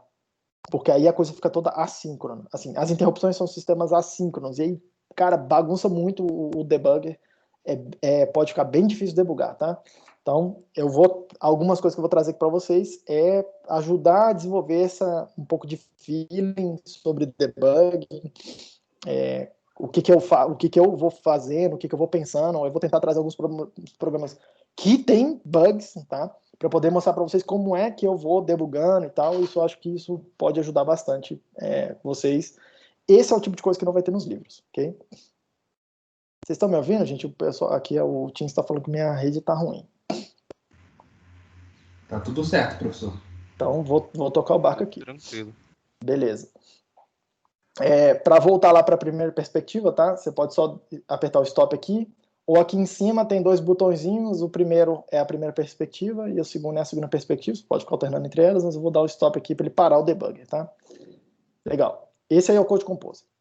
Duas outras coisas que eu quero apresentar aqui hoje é como é que eu abro um projeto novo, tá? Vocês vão ver que, às vezes, assim, o que eu vou mostrar aqui para vocês em, sei lá, 3, 4 minutos, vai economizar horas, talvez, de vocês depois, tá? E eu quero dar uma lida nesse código aqui para começar a ir acostumando um pouco, pelo menos a título de revisão, essa coisa de programação em C, apesar de que a gente vai começar programando em Assembly, tá? Mas tem muita coisa já nesse códigozinho aqui, mas vamos lá. Para criar um projeto no Code Composer, o primeiro botão aí é o botão de novo, criar novas coisas, e aí a primeira opção que aparece aqui é o CSS Project. tá? É essa a opção que você vai usar, criar um novo projeto do Code Composer. Se você criar um novo projeto, você vê que tem a segunda opção aqui, ele não configura automaticamente o compilador, o debugger para o hardware que a gente vai usar. Okay? Então, você vai ter trabalho depois para configurar isso manualmente. Então, recomendo já criar sempre aqui o CSS Project. Beleza. Vocês estão vendo o pop-up que apareceu para mim? Professor, não apareceu, esse pop-up. Isso que eu ia falar agora. Então, vamos lá. Deixa eu compartilhar aqui diferente. Beleza, assim vocês vão ver a minha tela inteira. E aí vocês vão ver o pop-up aí, né? Agora foi, né?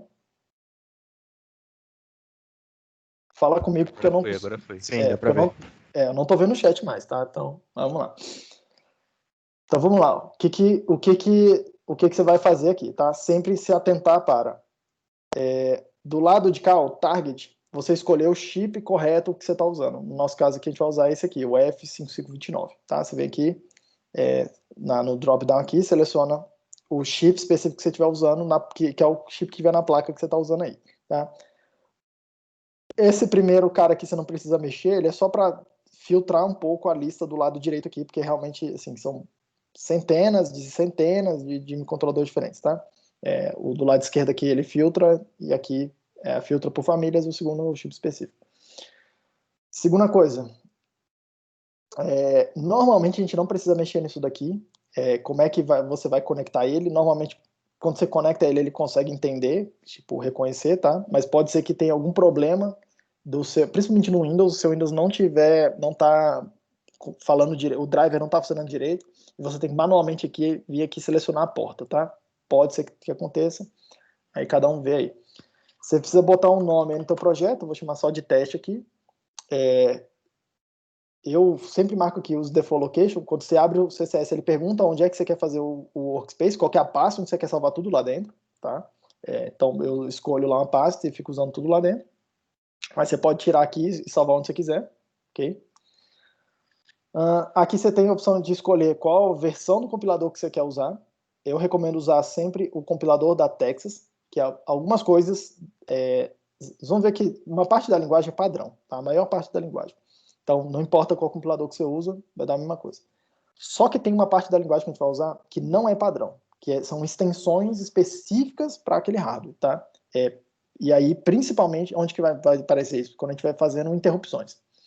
Interrupção é uma coisa que nenhuma linguagem de programação trata muito bem assim, tá? Então, cada compilador específico vai fazer de um jeito diferente. Você define lá as interrupções de um jeito diferente.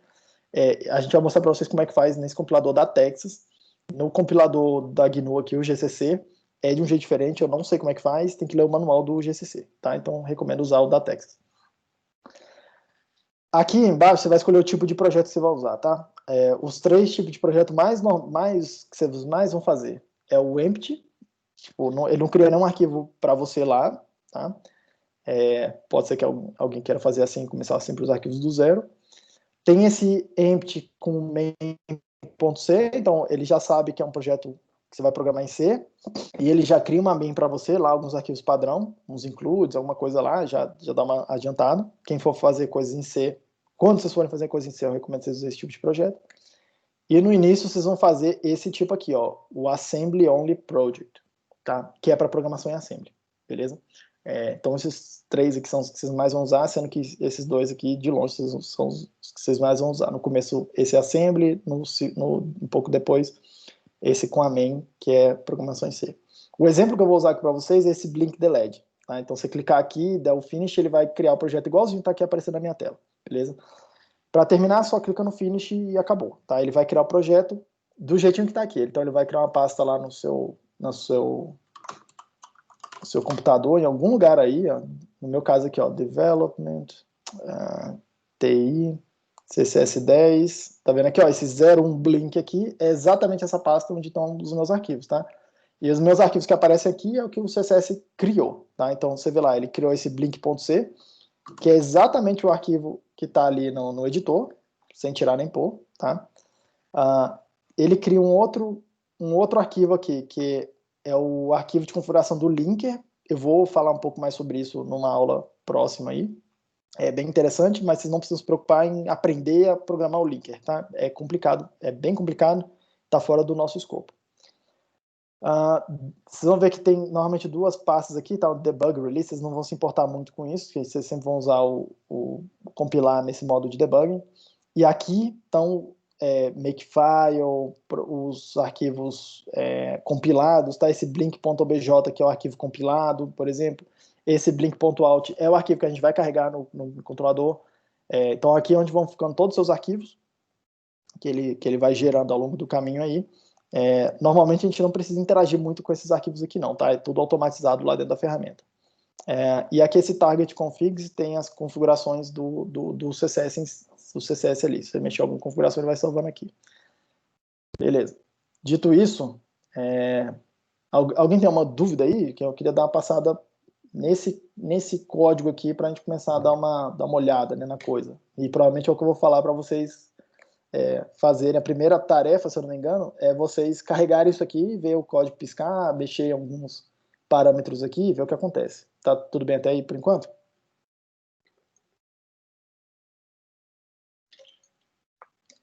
Tá de boa. Beleza. É sempre muito, assim, alguém mais corajoso abre o microfone aí a outra pessoa segue, né? Vocês vão aproveitar aqui para tomar uma água também. Beleza. Então, eu vou deixar a tela assim, a tela inteira, tá? Professor, a gente consegue testar o compilador sem ter a placa ainda? Teoricamente sim, tá? Mas, tipo, você viu que quando eu cliquei naquele botãozinho de debug, ele reclamou, né? Mas quando você usar esse botãozinho que é o martelo, em tese, ele vai compilar. Eu vou até desconectar aqui, ó. Desconectei aqui a placa. Se eu usar o debug, ele vai lá, tá vendo minha tela? Aí ele fala, porra, não encontrei a placa, não encontrei um FAT, né? Que é o debugger, tá? O debug de hardware. Não encontrei essa parada aqui. Se eu posso ficar aqui retry um tempo de vezes, ele vai ficar reclamando e vai voltar. Se eu apertar aqui no martelinho, ele compila sem abrir o debugger, tá? Então, tipo, compilou. Você vê, foi uma excelente pergunta, tá? Então ele me diz aqui, ó, compilei e tal, foi essa linha de comando que eu usei, isso aqui é o que aconteceu, o build finish, não apareceu nenhum problema, tá vendo? Tem o advisor, que ele te dá algumas dicas de como melhorar seu código. No início, recomendo não se preocupar muito com essas dicas aqui dele, e se preocupar mais em entender o código que você está fazendo, tá? Porque esse advice aqui, quando você começa a seguir as recomendações dele, ele realmente ajuda a melhorar bem a qualidade do seu código, mas às vezes você não entende muito bem. Aí, o seu código começa a ficar ilegível para você. Tipo, isso pode acontecer, tá? Mas com o tempo você vai ganhando experiência, né? Então, quer ver? Eu vou botar um bug aqui no meu código. Sei lá, eu vou tirar um ponto e vírgula aqui, dei um Ctrl S para salvar e fui lá no martelinho, tá? Então, você vê lá, ó, opa, agora meu código tem erro. Então, ele falou, pô, tem erro. Nesse caso aqui, ele acertou meu erro, tá? Ó, tipo, ó, tem na linha 66, na linha 17, e tinha um ponto e vírgula que ele estava esperando. Repare que ele marcou aqui também onde ele acha que é o erro, tá? E aqui eu já deixo esse aviso, ó. Repare que meu erro é na linha 16, tá? Mas ele marcou na linha 17. Por quê? Porque como não tem ponto e vírgula, ele achou ele foi seguindo, foi lendo, aí ele achou um comentário, aí ele foi desprezando tudo tendo comentário e seguiu na próxima linha. E aí ele encontrou uma coisa aqui que é um fork, e ele falou, porra, isso aqui não faz sentido no que está escrito. Então aqui onde eu encontrei um erro é onde eu vou marcar. Mas pode ser que seu erro esteja antes, pode ser que seu erro esteja depois, em outro lugar. Quase toda ideia faz isso, ele joga o erro para a linha seguinte, porque ele espera o ponto e vírgula antes da próxima função. Exato, inclusive acho que se eu puser o ponto e vírgula aqui, funciona, né? Funciona. Na teoria, né? Eu não sei como é que é em assembly que você funciona. Na teoria funciona, na prática também funciona, tá? Olha aí. Tá compilado, tá bonitinho. Beleza? É claro que fazer isso aqui é feio, né? É feio. Mas assim, uma forma bem interessante de você aprender sobre erros comuns aqui no compilador, principalmente para a galera da elétrica que tem menos familiaridade aí com programar e com as IDEs, ir botando erros que você já sabe qual que é o erro, tá? Tirar um ponto e vírgula, esquecer um parêntese, sei lá, coisas desse tipo, né? Pegar um for aqui e tirar trocar o ponto e vírgula por vírgula, coisas dessa natureza, tipo, te ajudam aí entendendo como é que o compilador fala com você. Beleza? Qual que é a tecla de atalho? Peraí. Acho que é o Run. Load Debug, não. Qual que é a tecla de atalho, cara, desse Build All, Command B? Eu tô aqui apertando aquele botãozinho. Command B pra mim, tá? Recomendo também fortemente vocês aprendam a tecla de atalho, porque facilita muito a vida. Beleza. Legal. Feito isso, então você vê que você já pode ir programando, tá? Sem ter a placa, mas você não consegue debugar, rodar seus códigos, né? Tem um simulador aí do MSP430, eu não sei usar, tá? Eu nem sei mais se ele vem integrado no CCS. Antes ele vinha na versão 6 ou 7, tinha um simulador integrado, mas não era muito bom. Não sei se melhorou e continua, ou se saiu, nem sei como é que tá. Beleza. Então vamos lá, pessoal. Primeiro, eu quero dar uma olhada nesse código aqui, que é o código de exemplo lá do Blink, tá? Porque tem várias coisas aqui que, tipo, cada linha dessa aqui, ela é muito rica, assim, querendo ou não. Primeira coisa que eu queria mostrar para vocês é essa coisa do include aqui, tá? Aí, a título de revisão, tá? Todas essas diretivas aqui, todos esses comandos, entre aspas, que a gente coloca em C, que tem um jogo da velha na frente, elas vão ser processadas pelo pré-processador. Tá? Isso aí vai ser processado por um outro programa antes de ser apresentado ao seu compilador. Tá? Então, as duas, assim, provavelmente as diretivas mais comuns vocês vão encontrar e vão usar. É o include, o ifdef, que assim, né? Ifdef, oh, caramba, alguma coisa do tipo ifdef. Cara, tem uns cabos aqui na minha frente, não tô conseguindo escrever direito. Ifdef, sei lá, qualquer coisa. Endif, tá? Bastante comum, depois eu explico para vocês para que serve isso. O ifdef alguma coisa e o define, tá? Para eu definir símbolos. Vamos lá. O include, ele serve para... Ele vai pegar esse arquivo aqui, que é msp430.h, e vai colar no lugar dessa linha. É realmente um copia e cola, tá? Ele vai abrir outro arquivo, vai pegar todo o texto, vai marcar essa linha aqui e vai colar a parada toda no lugar dele. Ponto. Simples assim, tá? Para que a gente faz isso? Para poder modularizar um pouco mais nosso código, porque a gente vai quebrando nosso código em vários arquivos e vai modularizando a coisa desse jeito, tá? Eu quero abrir esse MSP430QH para mostrar para vocês o que tem aqui, tá? Vocês vão ver que é uma coisa gigante. Tem dois caminhos para você fazer isso, o caminho fácil e o caminho difícil. Eu vou mostrar primeiro o caminho difícil, depois o caminho fácil, que vocês vão querer ficar usando para outras coisas depois, para os códigos de vocês, tá? O caminho difícil é vir aqui na própria pastinha, tem aqui includes, tá vendo que tem umas pastinhas aqui dentro do include, e aí tem um monte de arquivos aqui, .h e .cmd, e aí um desses aqui é esse aí, MSP430.h, nem sei onde é que ele tá, vocês veem que tem uma tonelada aqui, ó, esse arquivo, beleza? Então eu posso vir aqui, clicar 2 vezes, ele vai abrir aqui no meu editor, tá? Essa é uma forma. A segunda forma é clicar com o botão da direita, lá no nome do MSP430, e clicar aqui no Open Declaration, tá vendo? Então faz o mesmo efeito, ele vai lá, pega o arquivo e abre, sem você precisar ficar caçando muito. A tecla de atalho para isso aqui é o F3, tá? No meu computador, deixa eu ver se vai funcionar. Beleza, é o F3 aqui para mim. Então, extremamente útil, tá? Essas teclas de atalho. O que tem aqui dentro? Repara, ó, tem o if not def, tem o if n def, eu vou explicar já por que tem isso aqui, para que serve, é muito útil, eu recomendo que vocês usem, tá? Tem um define, que já explico também, e tem um monte de includes, tá vendo? Se alguma coisa estiver acontecendo, então inclui esse arquivo aqui. E aí tem uma tonelada de includes desses aí, que tá um pouco ilegível por conta das cores. Alguém tá pedindo para pegar a tela, eu vou negar, tá? Que eu acho que foi sem querer aí, mas vamos lá. Então tem um monte de includes aqui, beleza? E aí lá em algum lugar, deixa eu andar aqui, em algum lugar vai ter lá, tem lá assim, ó, include MSP 430 F5529, tá? Pedro, você tá querendo alguma coisa aqui, cara? Não, tô clicando aqui em mostrar conversa, o negócio tá puxando em pedir controle, não sei porquê. Tá, acontece comigo às vezes também, mas tudo bem. Então vamos seguir aqui.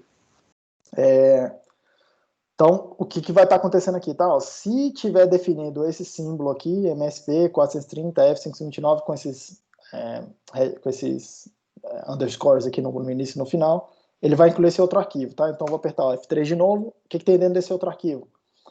Tem uns defines, tem um monte de... Tem umas macros aqui definidas, depois a gente trata disso aqui se for o caso, e tem um monte desses defines, tá? O que é um define desse? Esse define é para a gente construir sinônimos, vamos chamar assim, tá? Que eu vou fazer? Que eu estou fazendo? O que eu estou fazendo, por exemplo, nessa linha aqui, 85, eu estou falando o seguinte: o pré-processador, toda vez que você encontrar aí no meu código-fonte, qualquer lugar do meu código-fonte, essa palavra bit 0 com letras maiúsculas, do jeito que está aqui, você vai tirar essa palavra, vai substituir por esse símbolo que está do lado de cá, que no caso aqui abre parênteses, 0x0001, fecha parênteses. Todas as vezes. Então é como se fosse um find replace, tá?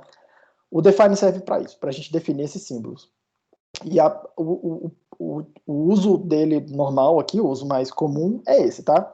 Em vez de a gente ficar botando números, esses números que a gente chama de números mágicos, a gente dá nome para esses números, se eles fizerem sentido, tá? E aí a gente começa a usar os nomes em vez dos números. E repare que a gente pode definir nomes diferentes para a mesma coisa, tá? Ó, repare, esse bit 0 é esse padrão aqui. Abre parênteses, 0x00001, fecha parênteses. Essa outra letra C maiúscula aqui, mesma coisa, o mesmo símbolo, tá? Olha lá, ó, sei lá, CPU off aqui, ó, tá vendo que é um símbolo? 0010, tá? Esse 0010 tá aqui também, ó, bit 4. Não tem problema nenhum, você pode dar nomes diferentes para mesmo padrão, tá? Desde que aqueles nomes façam sentido para você, tá? É isso que no final das contas a gente está fazendo, tá? A gente vai usar bastante esses bits 0, esses bits aqui que são isso aqui que a gente está fazendo são máscaras para poder controlar os registradores, tá? Eu vou entrar em detalhe sobre isso aqui na próxima aula, provavelmente. Então, tem vários defines, e aí tem alguns defines que são interessantes, que eu gosto de olhar ali um pouco mais para frente, que são esses defines que estão relacionados aos registradores do processador, tá? Então, por exemplo, eu mostrei para vocês lá no manual, umas tabelas, dizendo, chega uma hora que tem um mapa do registrador, cada bit lá, uma tabelinha falando, esse bit significa isso, aquele bit significa aquilo. Aqueles nomes que vocês vão encontrar lá, já estão definidos aqui, e o número do bit já está aqui, para facilitar a nossa vida, tá? Para você, depois de um tempo, você nem... O número do bit é o endereço? Aqui não é um endereço dentro do registrador. Entendi. Beleza? É um endereço dentro do registrador. Agora, o endereço do registrador, o endereço de memória do registrador também está definido aqui, tá? Que tipo assim, esse é um pouco mais chato, tá? Por exemplo, esse símbolo aqui, ó, que eu estou mostrando aqui, ADC12MCTL. Já adiantando, na Texas, toda hora que você vê CTL significa control. É algum registrador de controle de alguma coisa. No caso aqui, do conversor AD. Aqui eu já estou definindo um ponteiro para ele. O ponteiro é uma coisa que a gente vai servir para acessar um endereço específico de memória, tá? É uma construção da linguagem. E esse aqui, ó, tá vendo? É um endereço dessa coisa. Essa coisa está definida em outro lugar, que está lá naquele arquivo do linker. Depois eu mostro para vocês também, tá? A primeira vez que eu, tipo assim, é um exercício bem interessante você pegar e escrever esse arquivo aqui. Tá? Bem interessante, bem chato, mas é bem interessante. Pegar o manual e escrever esse arquivo aqui. Você vê que ele é gigante, mas é um exercício interessante, tá? Eu não fazia assim as primeiras vezes, tá? Eu definia direto com o número do endereço de memória aqui. Até que eu falei, cara, deixa eu estudar como é que o da Texas vem. Aí eu via, não tem os endereços registradores aqui nesse arquivo, pode procurar. E aí você fica, tá, e onde é que estão os endereços? O pessoal da Texas prefere fazer lá na configuração do linkador. Eu acho bem mais complicado. Mas enfim, tá? Mas eu vejo que é tecnicamente mais interessante mesmo. Depois eu fui convencido também. Você vai aprendendo, né? o que é bem útil desse arquivo, e por que eu abri, né? Sim, eu estou abrindo aqui por curiosidade, tá? Não sei, tem uns de vocês que são mais curiosos, vão acabar abrindo isso aqui eventualmente, mas tem uma informação extremamente útil que não está no manual, não está nos datasheets, não está em lugar nenhum. E você vai precisar dela, que é lá no finalzinho do arquivo, tem isso aqui, ó. São as definições dos vetores de interrupção. A gente vai usar isso aqui. E a gente precisa desses nomes aqui, ó. RTC vector, port 2 vector, timer 2 A1 vector. A gente precisa desses nomes. Esses nomes específicos que estão definidos aqui. E isso não está no manual em lugar nenhum. O único lugar que eu encontrei foi aqui. Tá? Então, por isso que eu chamo a atenção de que isso está aqui. E, eventualmente, quando a gente começar a falar de interrupções, vocês vão ver lá, onde é que estava isso aqui, professor? Eu vou falar para vocês. Abre o arquivo aí e lê. Porque não está realmente no manual, não está em lugar nenhum, tá? Eu demorei muito tempo até encontrar isso aqui a primeira vez, tá? Beleza. Então, seguindo aqui. O define, então, o que eu falei para vocês é isso, tá? Define um símbolo e ele substitui um símbolo por outro, tá? Ele define esse nome, que é o que eu vou usar para programar, por essa expressão aqui que tem algum significado lá na minha linguagem, ok? Beleza. E o que é o if-def, né? Vou mostrar para vocês aqui, ó. Por exemplo, aqui, ó, tem um monte de... Aqui tá com else, elif significa else if, tá? Mas, por exemplo, ó, if not def. É o contrário do if-def. If-def significa assim, se tiver aquele símbolo definido, no caso, esse símbolo aqui, se esse símbolo estiver definido, o if-def, então tudo que está aqui dentro vai ser habilitado. Ele vai deixar passar lá para o compilador. Se não tiver definido aquele símbolo, ele simplesmente comenta aquilo tudo, o compilador não vê aquilo. Tá? O if not def faz ao contrário, né? Se esse símbolo não estiver definido, tudo que está aqui depois vai acontecer. Tá? E aí o if def e o if not def eles são pares, né? Você define aqui, ó, if not def, e lá no finalzinho tem um end if, beleza? Que é o par para fechar um bloco, ok? Para que serve isso, tá? Assim, serve para muitas coisas, tá? Mas qual que é a principal utilidade disso aqui? É para você não colar código em duplicidade, tá? Porque o teu compilador ele não aceita definição da mesma variável ou de mesma função duas vezes. Se definir a função com o mesmo nome ou com o mesmo nome, mesmos argumentos, tá? Aquela coisa toda, ele vai reclamar, tá? E assim, você nunca vai fazer isso de propósito, porque a gente avisa, você nunca vai fazer de propósito. Mas muitas vezes você faz isso sem querer, tá? E como é que você faz sem querer? Você colocou dentro de um ponto .hd a definição de uma variável qualquer. Aí você incluiu no arquivo. Aí tá lá, você tem um arquivo, um ponto C, que está puxando um ponto H, que tem uma definição lá. Aí você está usando algum outro arquivo, em algum outro lugar do seu código, e fala assim, porra, eu vou fazer um outro ponto H que importa aquele meu primeiro ponto H. E eu não importo, e aí, repare, sei lá, eu tenho um arquivo, deixa eu escrever, né, para ficar mais claro. Imagina que eu tenho, sei lá, um arquivo aqui, a.h, e um outro arquivo que é o a.c, o código-fonte. E aqui eu defini uma variável, sei lá, x, tá? Um int x em algum lugar lá. Aí eu estou fazendo meu código aqui, sei lá, estou fazendo meu programa. Aí eu tenho um outro programa lá, b.c, e o b.c, ele importa um outro header, que é o b.h, e dentro do b.h eu importo, por exemplo, o meu a.h, aquele primeiro lá, porque pode ter alguma coisa útil lá nele. E aí, repare, na hora que eu fiz isso, na hora que eu estou lendo aqui, ó, o b.c, eu não estou vendo, tá? Repare o tamanho, a quantidade de referências. Eu não estou vendo que eu estou incluindo o meu a.h duas vezes. Tá escondido aqui de mim. Tá? Porque lá no meu b.c eu não estou vendo lá, include a.h. Eu só estou vendo, include b.h. Tá? Mas está acontecendo isso. Estou importando o mesmo código duas vezes. Tá? E meu compilador vai reclamar, e muitas vezes é difícil de você identificar que isso aqui é um problema. Que é achar esse problema. Então, o que a gente faz? Tá? Para resolver isso, né? Toda hora que a gente abre um header file, sei lá, meu a.h aqui, a primeira coisa que eu boto lá nele é uma coisa assim, if-def, if-def, tá, sei lá, a.h, Aí eu escrevo aqui meu código. Ó, peraí. Se não tiver definido, como é que é melhor? Se não tiver definido, define. Esse símbolo, eu defino ele aqui dentro, porque agora ele existe, boto o meu header todo aqui dentro, e ele lá termina ele aqui, um end if. Pronto. Por que acontece?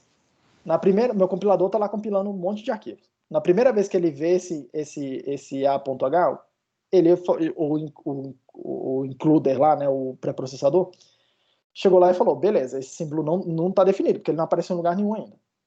Aí ele, então isso aqui eu vou colar e vou deixar passar. Aí vai definir esse símbolo e vai guardar na tabela dele. Na próximo arquivo que tiver esse A.H incluído lá, ele vai olhar e falar, porra, mas esse símbolo já está definido. Então, se está definido, tudo isso aqui eu vou comentar e não vai passar mais. E aí ele evita código em duplicado, tá? E se você for olhar aqui, na hora que você pede para ele criar um arquivo novo, sei lá, ó, new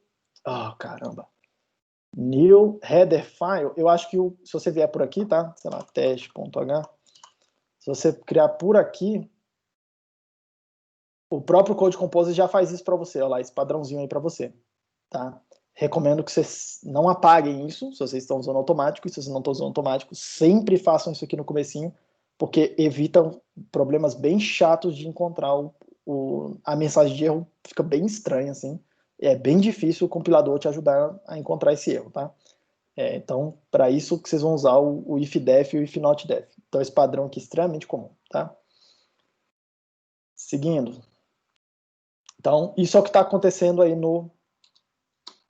nesse include MSP 430. Agora, uma coisa que talvez vocês não tenham observado, vou abrir aqui o F3, ele fala o seguinte, se não tiver definido esse símbolo, repare que eu não defini esse símbolo hora nenhuma, aí, beleza, então na hora que vai importar, ele vai olhar e falar, esse símbolo não tem, definir, então não vai duplicar, e aí tem lá, ó, if defined, esse defined é uma macro que faz a mesma coisa, tá? E aí tem esses símbolos aqui, né? Ó, MSP qualquer coisa, ó, vários modelos de MSP diferentes, tá? Lá embaixo, em algum momento, ele vai falar assim, se tiver o 5529, tá aqui em cima, cadê? Tá aqui em cima. Se esse símbolo tiver definido, inclui esse arquivo. Só que, olha só, em nenhum momento apareceu define esse símbolo. Onde que acontece a definição dele? Tá? Essa definição dele vai aparecer aqui, ó. No projeto de vocês, quando você clicar no botão da direita nele, tem aqui, ó, propriedades do projeto, ok? E é por isso que é importante você criar o projeto lá, aquele CSS Project, tá?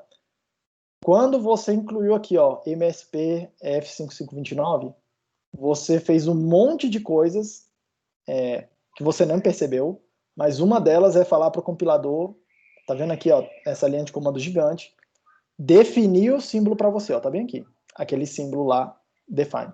Então, repare, eu não preciso definir esses símbolos no meu código, eu posso definir falando com o compilador, tá? Extremamente útil e está acontecendo ali por trás dos panos, e eu gosto de mostrar isso aqui para vocês, porque isso, eu imagino que vocês não vão mexer isso aqui nunca, tá? Mas, eventualmente, quem for seguir nessa coisa com eletrônica, eletrônica digital, vai se deparar com algum momento onde isso aqui vai ser útil, ou isso aqui está acontecendo e dando problema. E aí, cara, isso aqui é o tipo da coisa que não aparece nos manuais, tá? Assim, você só aprende quando alguém fala para você, ou quando você vai lá de curioso e vai lendo essas linhas de comando que ninguém se interessa por ler também, normalmente, tá? Porque normalmente não dá problema. Beleza? Então, assim a gente pode definir símbolos assim também. Então, seguindo. E aí tá aquela mentirinha, a mentirinha do bem, tá? O meu programa vai começar a executar na função main. Então, definir uma função main. Aqui são os parâmetros que ela vai receber. Void, porque eu não consigo passar parâmetros para ela. Void no retorno, porque eu não vou gerar dados. A ideia é de que em sistemas embarcados, que é esse tipo de coisa aqui, a nossa função main nunca vai terminar de executar. Okay? A ideia é essa, tá? E aí, aqui nesse caso em particular, como é que a gente garante isso? A gente criou um laço infinito, ó, loop, um while, enquanto isso aqui, a condição que está aqui dentro for verdade, e o 1 é sempre verdade. Em C, o 0 é o falso e qualquer coisa não 0 é verdade. Então, enquanto isso aqui for verdade, e é sempre verdade, vai ficar preso nesse laço. Então, repare que ele nunca termina de executar essa função, tá? A linha extremamente importante, a gente vai ver mais para frente o que é isso aqui, tá? Mas se não tiver, se você não colocar essa linha aqui, não funciona. Então, você vai ligar lá e não acontece nada, tá? É você desabilitar o Watchdog Timer. Tá? E o que é o Watchdog, né? O Watchdog é um módulo de hardware. O que acontece? O que acontece quando seu celular trava, tá? Você vai lá e você vê. Aí você aperta um botão, desliga ele, aperta um botão de novo e liga ele. A gente foi educado a fazer isso, né? É a solução do engenheiro. Seu computador quando trava, você aperta um botão lá de reset, ou você segura o botão lá de apertar, se não tiver um botão de reset, desliga ele, liga ele de novo, e aí ele volta e pronto. Você faz isso o tempo todo, eu espero que não, mas você faz isso. Você não se incomoda, mas você faz isso. Só que aí eu pergunto, imagina que vocês têm lá o controlador sei lá, de uma linha de trem, nem precisa ir longe, pega aqui no metrô de Brasília, tem um monte de semáforos dentro do túnel do metrô, e não tem ninguém lá dentro. O que acontece se um controlador daquele semáforo de um daqueles travar? Sacou? Então, primeiro, ninguém tá vendo. 2, se acontecer isso é uma situação pode ser potencialmente catastrófica, tá? Pode morrer um monte de gente. 3, o acesso àquele controlador lá é difícil, é dificultado. Você tem que entrar num túnel, num local ermo, complicado o acesso, tem energia elétrica lá em alta tensão. Então, repare, tem lugar e tem coisas que a gente coloca lá e não tem ninguém para resetar a máquina, se ela der problema, tá? Então, o que a gente faz? É bem comum ter esse tipo de módulo em sistemas embarcados. Tem alguma coisa no hardware que fica lá, ele fica só olhando o tempo lá, tá? Se passar um determinado tempo, sei lá, 3 segundos, 10 segundos, coisa assim, tá? Nível de segundos. Se passar um tempo e você, programador, não tiver resetado esse contador, ele acha que seu programa travou e reseta a sua máquina. Sem nem te perguntar, tá? O que a gente está fazendo aqui é desligar esse Watchdog Timer, tá? Eu vou comentar aqui, vou plugar aqui para vocês verem que vocês viram que o código ali faz piscar um LED, né? Cara, cadê o meu? Pronto. Vou debugar aqui. Ele vai compilar a parada. Oxi. Agora tá plugado, amigo. Qual é? Aí. Vocês estão vendo lá? Ó, parada tá carregando. Acho que tá aparecendo na minha câmera para vocês. Parada tá carregando. Vou dar o play aqui. Esse negócio do play é importante, tá? Às vezes você carrega o teu programa e fala assim, pô, não tá rodando. É você que não clicou aqui no playzinho para ele executar, tá? Então, cliquei no play. Tá até funcionando. Repare que mudou a frequência de piscar o LED, tá? Ele tá chegando a acender, aí o Watchdog reseta ele apaga, aí ele acende de novo, o Watchdog tá acendendo, ele tá acendendo, o Watchdog reseta ele e apaga, tá? Então, testa isso aí depois. Importante, tá? Essa coisa aqui do Watchdog Time, a gente vai entrar em mais detalhe depois. Outra coisa que eu lembrei aqui agora, que o Eduardo tá falando sobre isso, com algum aluno na outra turma perguntou, achei interessante, que é o seguinte: na hora que eu gravei um programa aqui dentro, ele fica gravado lá dentro, tá? Isso quer dizer o seguinte: se eu tirar a energia, por exemplo, dele, o programa ficou lá dentro. E na hora que eu ligo de novo aqui a energia nele, ele começa a executar aquele mesmo programa que já estava guardado lá dentro, ok? Então, isso é uma coisa a se perceber. Aí alguém perguntou pro Eduardo assim: professor, mas se eu tiver um programa, tem como guardar? Cara, até tem, mas aí você precisa escrever um sistema operacional para ele, tá? Não é esse o intuito. A gente não vai chegar nesse nível de complexidade. Então ele lembra... Pode repetir, porque travou tudo na última... Onde ele travou? Travou quando você ia falar sobre o que o aluno o que o aluno falou. Ele falou o seguinte: professor, posso guardar 2 programas aí dentro? Aí a minha resposta é: você pode até guardar 2 programas, mas para executar 2 programas diferentes, você precisa criar um sistema operacional e colocar lá nele. A gente não vai chegar nesse nível de complexidade, tá? Aqui a nossa ideia é de que, sem sistema operacional, que é o que a gente chama de bare metal, né? Tipo, metal nu ali, você está mexendo direto nos fios, como se fosse isso. A ideia é o seguinte: você escreve um programa, carrega nele e ele roda o seu programa. Você quer trocar ali o programa, você vai lá, escreve outro programa, carrega nele e ele perde o primeiro. Okay? Então essa é a ideia, tá? Mas você repare que você gravou um programa uma vez, você tirou energia, a memória flash, ela guarda isso, ela guarda os dados lá. Você pluga de novo, ele começa a rodar o programa que você tinha colocado a última vez, tá? Ele não lembra onde é que você parou, tá? Ele não lembra onde é que parou, para recomeçar. Mas ele começa lá do início do seu programa. Luca, tá com a mão levantada, pergunta aí. Eu ia comentar que ele também aceita Ctrl-click para navegar entre os arquivos. Eu não sei se você conhece esse atalho. Ctrl-click. Nossa, muito. Melhorou minha vida muito. Melhorou bastante minha vida aqui para dar aula. Para poder, como eu não... Para programar, eu fico com a mão no teclado, as duas mãos no teclado. Para mim é melhor o F3, né? Mas, porra, isso aqui ajuda bastante. Então, no meu caso aqui é Command, tá? Que é o back, né? Mas é o equivalente aí. Ele faz um linkzinho, ó. Porra, lindo.